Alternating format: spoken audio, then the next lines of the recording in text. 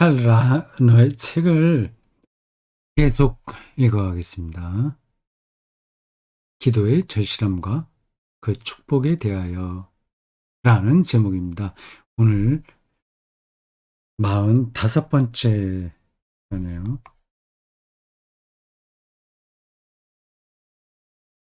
제 7장을 읽고 있습니다. 제목은 잘못의 기도예요.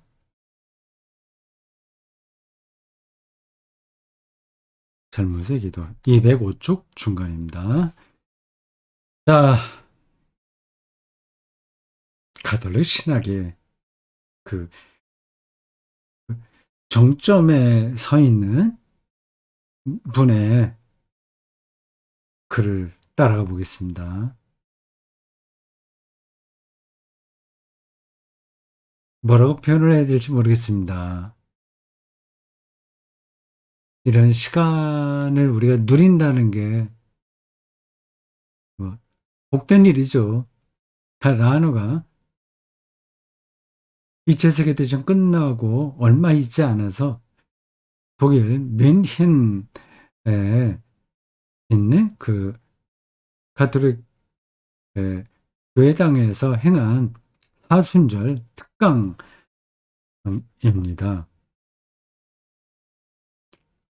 라노가 한창 그, 중진 신학자로서 이름을 떨칠 때예요.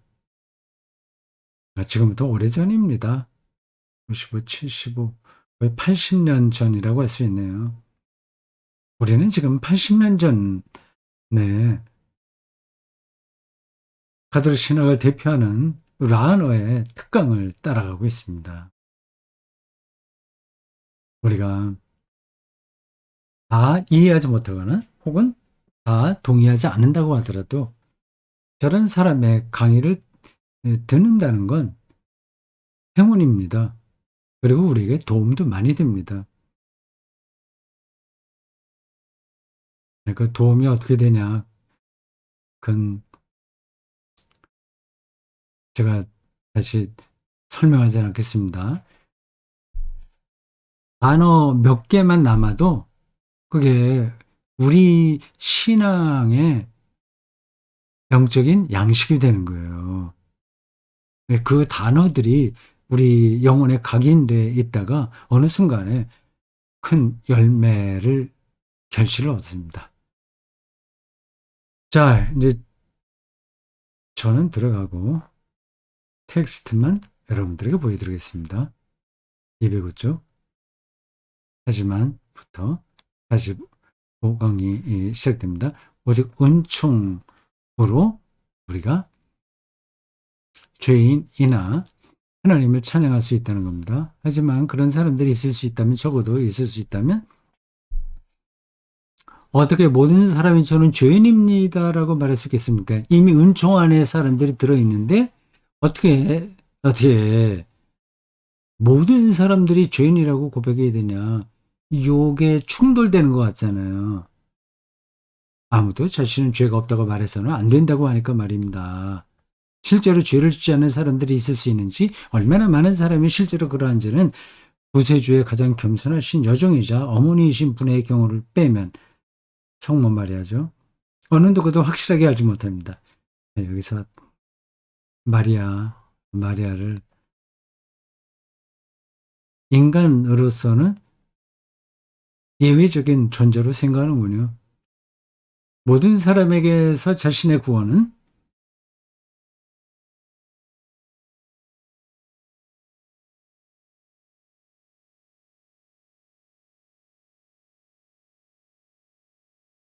텍스트가 움직여야 되는데 텍스트가 안 움직입니다.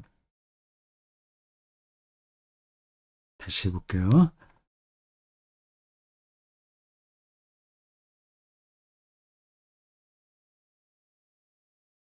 마커하고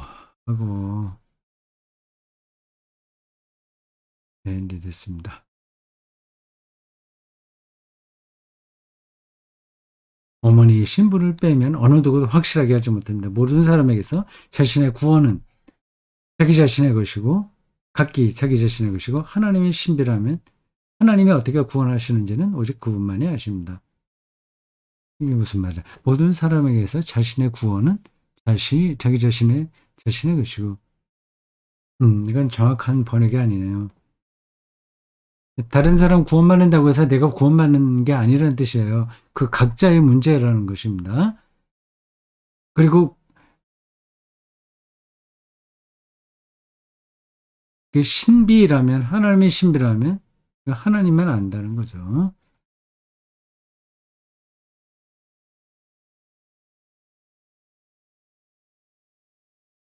조금 부드럽게 갖고 가겠습니다. 만일 우리가 죄를 짓지 않았다고 말한다면 우리는 그분을 거짓말쟁이로 만드는 것이고 우리 안에 그분의 말씀이 없는 것입니다. 라고 말씀하시는 요한 1장 17절을 어떻게 설명하든지 간에 아무도 자신은 죄가 없다고 말해서는 안 된다고 하는데 그건 맞잖아요. 누가 그런 말을 합니까? 그럼 사람은 자신의 죄가 있다고 자신이 죄를 지었다고 말해야 합니까? 은총 가운데 있는데도 불구하고 말이죠. 죄를 하나도 발견하지 못한다면 그런 사람이 있다면 정말 순수 무고한 사람이 있다면 말이죠. 그럴 경우 그 사람은 항상 부정직한 사람이고 자기가 죄를 지지 않은데도 나도 죄인입니다. 나는 죄를 지었습니다 하면 그건 부정직한 사람이잖아요. 하나님 앞에서 솔직하게 승복하지 않으려는 완고한 거짓말쟁이입니까? 죄를 안 짓는데도 지었다고 얘기하니까요. 그럴 경우 그것은 항상 필연적으로 인간을 거슬러 하나님의 오르심을 인정하려 하지 않는 비겁한 교만한 비겁입니까? 사실은 속으로는 전혀 죄를 지지 않았다고 생각하는데 겉으로만 나는 죄를 행했습니다. 라고 하면 이건 교만이다. 교만이라고 얘기해야 되냐 하는 거죠. 아니면 나는 죄를 지었다는 것도 죄를 지지 않았다는 것도 아니다라는 것도 있습니까? 애매한 상태가 있나? 하는 거죠. 지금 라노가 여러 가지 뉘앙스를 함축하고 있는 표현을 하잖아요. 사람들이 이렇게 저렇게 생각하고 있는 것을 대신 말하는 겁니다. 그리고 항상 오르신 분 앞에서 최종적으로 편안한 마음을 가지기 위해 제가 죄를 지었습니다 하고 기꺼운 마음으로 재빨리 말하는 것도 주제 넘은 자만일 수 있습니까? 교만하기 때문에 결국 그렇게 자기가 죄를 짓지 않았는데도 죄를 지었다고 말하는 거 아니냐 하는 거죠. 저는 제가 죄인이 아니라고 말하는 것이 아닙니다 하는 것과 이 표현이 그렇죠. 저는 제가 죄인이라고 고백합니다 하는 것은 전혀 같은 말이 아니란 말입니까? 실제로는 같은 말입니다. 왜냐하면 첫 번째 말은 하나님께 판결을 맡겨드리는 것이고 두 번째 말은 인간 스스로 판결을 내리는 것이기 때문입니다. 결국 다 판결이라는 거죠. 하지만 첫 번째 말은 두 번째 말이 죄를 의식하지 못한다고 해서 아직 의롭다고 인정받았다고 할 수는 없어도 지금 죄를 의식하지 하고 있지는 못하고 있는 인간의 정직성으로 인해 그리고 당신이 원하시는 대로 보존해 주시거나 가져가시거나 지켜주시거나 빼앗아 가시거나 하면서 자비를 베푸실 수 있는 하나님의 영광으로 인해 인간에게 항상 그리고 모든 경우에 가능하지 않다더라도 가능합니다. 아이고 골쳐프라 문장이 참 음, 현란하다고 말할 수도 있고 좀 비비 틀어서 말하는 것이라고도 볼 수 있는데 이제 라너의 그 신학적 디테일이 여기에 담겨 있는 거예요. 그런 디테일을 우리가 따라가기는 힘듭니다. 넘어갑시다. 그 핵심은 이거예요. 하나님의 은총 안에서 우리가 하나님을 찬양하면서 살 수 있잖아요. 솔라크라티아 앞에 나온 것처럼.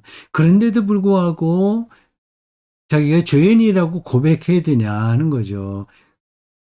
그렇게 고백하라고 말을 하잖아요. 그래 또 고백을 해야 되잖아요. 그러면 그런 고백은 교만인가? 아닌가? 이제 그걸 말하는 겁니다. 당연히 인간이 물론 마지막 판단은 마음들을 꿰뚫어 보시고 심판을 최종 담당하시는 유일하신 하나님께 맡겨드린다 하더라도 소박하고 정직하게 제가 죄를 지었습니다라고 말할 수밖에 없는 경우들이 있습니다. 그런 경우들은 수없이 많이 있습니다. 가톨릭 음, 그게 최고 결정권자인 교황에게도 그런 일들이 일어나죠. 제가 죄를 지었습니다 하는 말에 대체로 보아 인간의 행실과 거기서 나온 결과들의 영역에서 오직 하나님의 진리에 따라 판결을 받은 자기 양심의 소리를 담아서 세상과 교회 앞에 솔직히 있었던 사실과 인간의 진실을 말하는 경우들이 있습니다. 그렇다면 이 말은 하나님과 교회 앞에서 차감 없이 정직하게 말해줘야 됩니다. 그렇게 되면 이 말은 은총을 찬양하는 인간의 고백이 담긴 앞에서 나온 음, 이야기예요. 유일하게 솔직한 문구입니다. 나는 죄인입니다 하는 말은 은총을 찬양하는 인간의 고백에 담긴 유일하게 솔직한 문구입니다.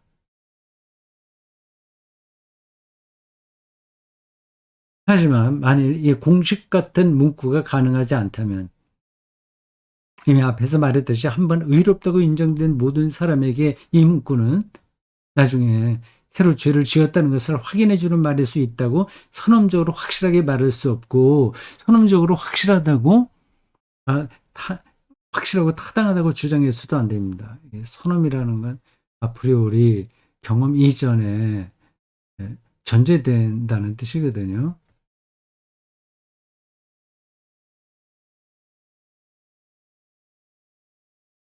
이 공식 문구가 가능하지 않다면, 그러니까 나는 죄를 지었습니다.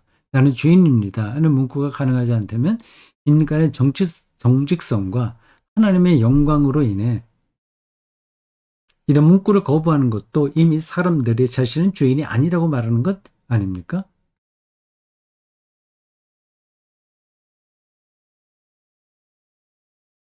음, 우리는 솔직해. 그리고 하나님의 영광이 드러났어. 그러니까 나는 죄인이라고 말할 필요 없어. 그렇게 말하는 것 자체가 바로 죄인을 가리키는 게 아니냐 하는 거죠. 죄인이 아니라고 말하는 것 아닙니까? 그 뜻인가요? 좀 더 가보겠습니다. 아닙니다. 내가 나 자신 앞에서 아무 잘못도 의식하고 있지 못하다면 그건 말이 안 되는 건데. 이제 그런 일은 없는 거죠. 없는데 죄가 전혀 자기는 손톱만큼도 죄가 없는데 있다고 이야기하는 일은 있을 수 없다는 거죠. 내가 나 자신 앞에서 아무 잘못도 의식하고 있지 못하다면 하나님 앞에서 나는 이미 의롭다고 인정받은 것입니까? 아주 어린 아이들에겐 뭐 그런 잘못 죄의식이 없겠죠. 아주 젖먹이 아이들 같은 경우요. 근데 조금 자라면서 자기 잘못이 인식됩니다.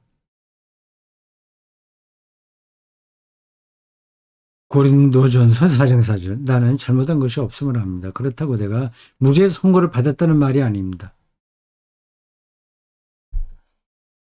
바울의 이 표현이 자기는 언제 어디서나 잘못한 게 없다는 뜻이 아니라 고린도 교회의 관계에서 자기는 떳떳하다는 뜻이죠. 만일 내가 만일 내가 하나님의 은총에 감사하는 마음으로 머뭇거리고 몸을 떨면서 감히 저는 제 죄를 하나도 의식하고 있지 못합니다 하고 말한다면 이때 나는 하나님 앞에서 저는 당신 앞에서 의로운 사람입니다 하고 주제넘게 말하는 것입니까? 인간은 사실적으로 냉정하게 자기 자신을 바라보면서 나는 훌륭히 싸웠고 달려갈 길을 다 달렸으며 믿음을 잃겠습니다 하고 말하면서도 디모데 후서 2장 4절, 디모데 후서 4장 7절 눈을 들어 하나님을 바라보면서 주님 당신께서 죄악을 살피신다면 누가 주님 누가 감당할 수 있겠습니까? 하고 맥없이 쓰러질 수 있지 않습니까? 맞죠? 시편 130편 3절 성실하고 정직하고 이제 양심적으로 살면서도 하나님의 빛 앞에서는 자기의 잘못이 드러날 수밖에 없는 거죠. 사람 안에 무엇이 들어있는지 하나님 말고 누가 알겠습니까? 자신의 희생과 사심 없는 헌신이 진심 어린 것인지 아니면 이기주의의 교활한 한 형태일 뿐인지 자신의 온유한 마음이 비겁한 사람의 나약함인지 아니면 강한 사람의 자기 비움인지 그렇죠. 다음에 사람을 정확하게 이해하기가 어렵습니다. 그 내면에 많은 것들이 혼합되어 있어서 그렇습니다.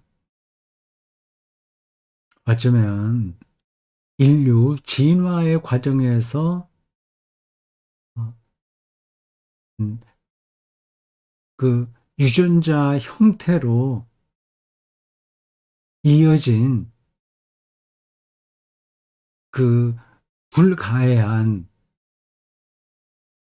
이중성 혹은 삼중성 다면성들이 우리 내면에 가득할 수도 있는 거죠.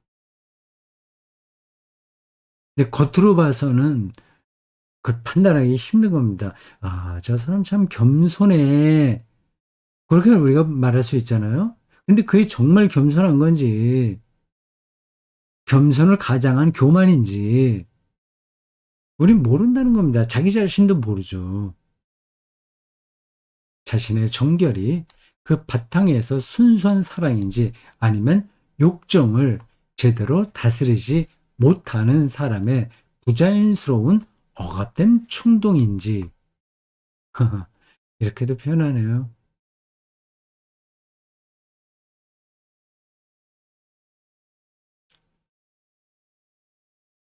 수녀나 신부는 결혼하지 않잖아요.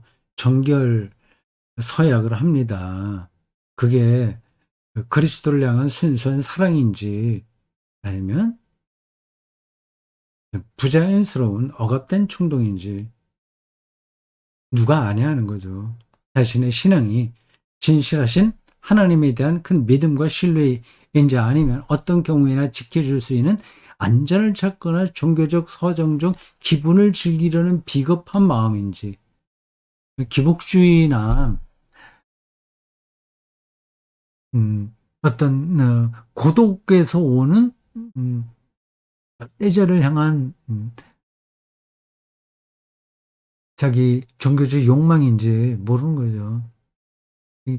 비겁하니까 자기 혼자 설 수 없어서 도피처를 찾는 것일 수도 있고요.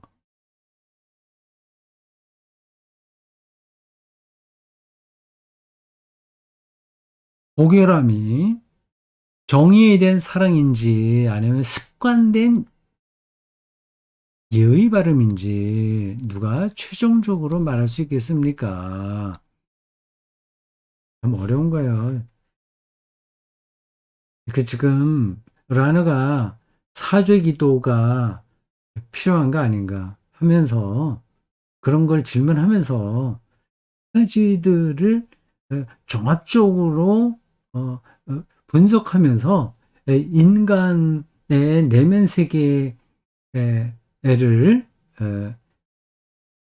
설명하고 있어요. 그래야 이제 기도, 사주 기도의 정당성이 바르게 나올 수 있는 거죠.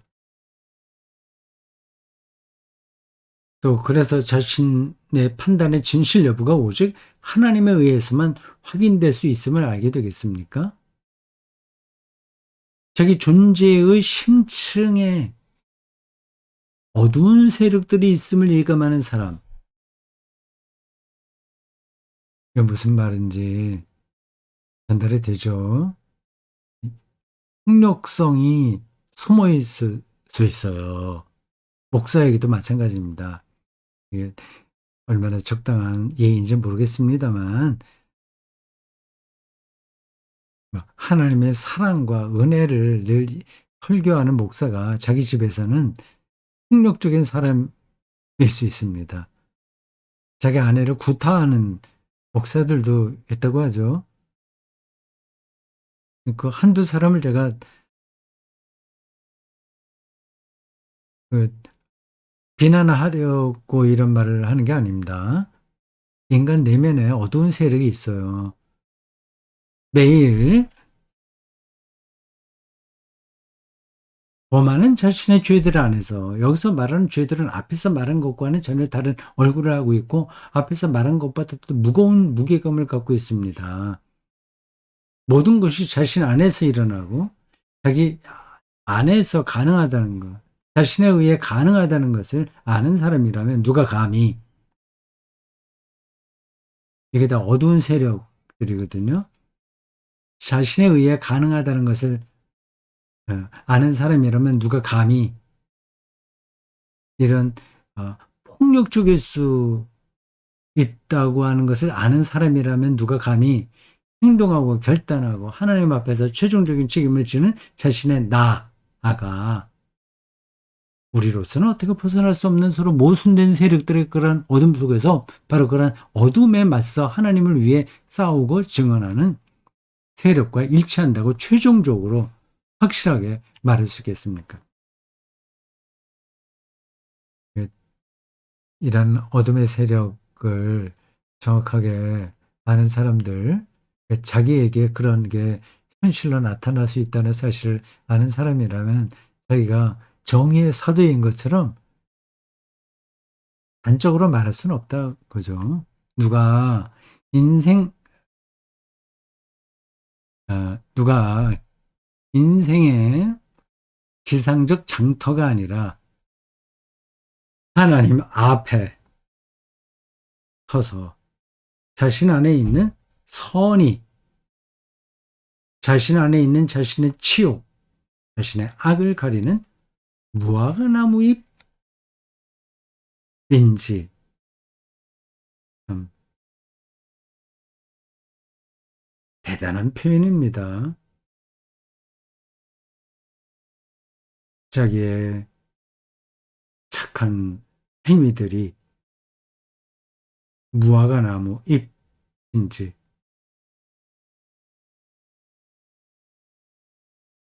혹은 악이 결정적으로 이미 승리를 거둔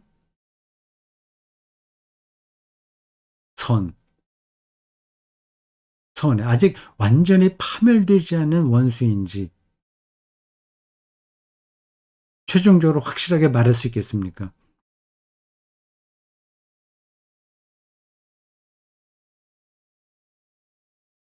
여전히 인간은 다 드러나지 않았죠. 그렇게 많은 인간학자들, 심리학자들, 철학자들이 생물학자들을 포함하여 있으나 아무도 최종적으로 인간이 어떻다 말할 수 없습니다. 이기적 유전자를 이야기하나 그게 인간을 다 해명하지 못합니다.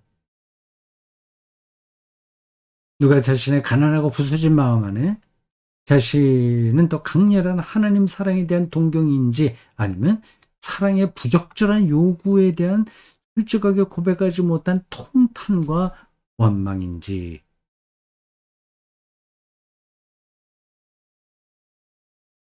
무엇이 정말 본래 자기 자신, 진짜 자기 자신인지 명확하게 말할 수 있겠습니까?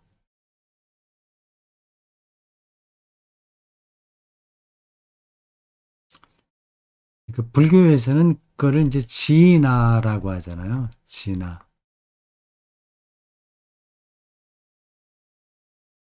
실제 자기, 실제 자기가 뭐냐? 그게 있냐, 없냐? 없는 게 진화인지 아니면 실제로 있는 건지에 대한 논란이 끝나지 않았죠. 뭐 그런 근원적인 것 말고 이 죄의 문제만 하더라도 그거를 어느 누구도 최종적으로 그 선이야, 전 선이야, 악이야 이거를 판단하기 어렵다는 겁니다. 정말 자기 재산을 다 버리기까지, 자기 몸을 불사르기까지 헌신한 사람인데, 그게 자기의 교만을 나타내기 위한 수단일 수도 있거든요. 만일 우리 인격체 참되고 명백한 면면을 우리도 하나님처럼 바라보고 계신 것과 하나님께서 바라보는 것과 똑같이 있는 그대로 파악할 수 있을 만큼 아주 명확한 상태에 있다면 우린 그렇게 못 있어요. 우리는 분명하게 말할 수 있을 텐데요. 하지만 우리는 근본적으로 바로 그것을 할 수가 없습니다. 바로 볼 수가 없어요. 아주 숭고한 선의가 바로 번개불처럼 빠른 속도로 그것을 타락시키는 악의의 전제가 될 수 있다는 것. 낙원이 가장 깊은 타락의 장소라는 것. 그렇죠. 에덴 동산에서 어, 그 죄의 근원이 발생하지 않았습니까? 이런 표현이 참 어, 그 뭐라고 표현을 해야 되는지 단어가 떠오르지 않습니다. 멋진 표현이죠. 낙원이 가장 깊은 타락의 장소라는 것. 사람은 하나님께 봉사하기 위해서라는 이유로 하나님이 보낸 사람을 거부할 수 있다는 것. 선지자들이 많이 그렇게 죽었죠. 고대 이스라엘에서요. 지금도 마찬가지입니다. 뭐 세계 정의와 평화를 실현하겠다는 미국이 늘 그런가요? 자기 나라 국가 이익을 위해서 그렇게 하는 거 아닙니까? 하나님의 아들이 증언하시는 내용을 하나님을 모독하는 말로 들을 수 있다는 것을 아는 사람이 아는 사람이 저는 하나님 앞에 의로운 사람입니다 하고 하나님 앞에서 말하게 되겠습니까? 말할 수 없죠.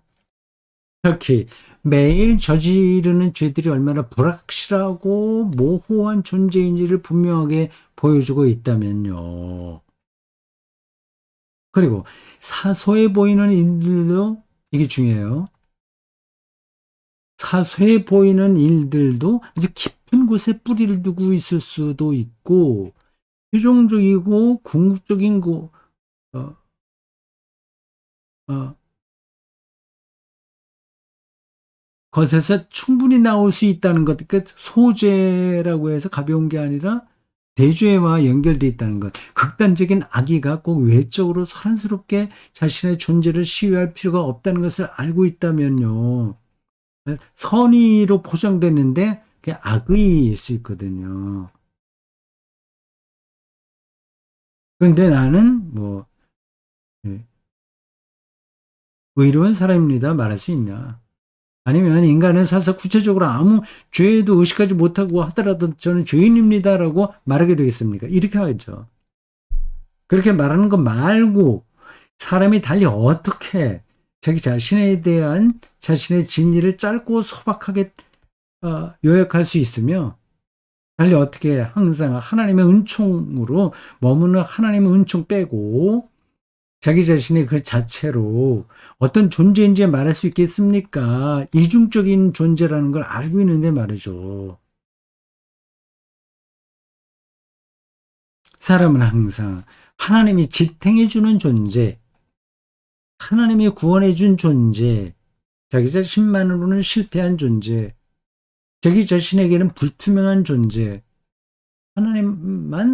하나님에게서만 투명한 건데, 하나님만이 판단할 수 있는 존재입니다. 놀랍죠? 이런 시각이 정말 필요합니다. 죄인이라는 말 말고 사람이 어떻게 그런 존재임을 고백할 수 있겠습니까?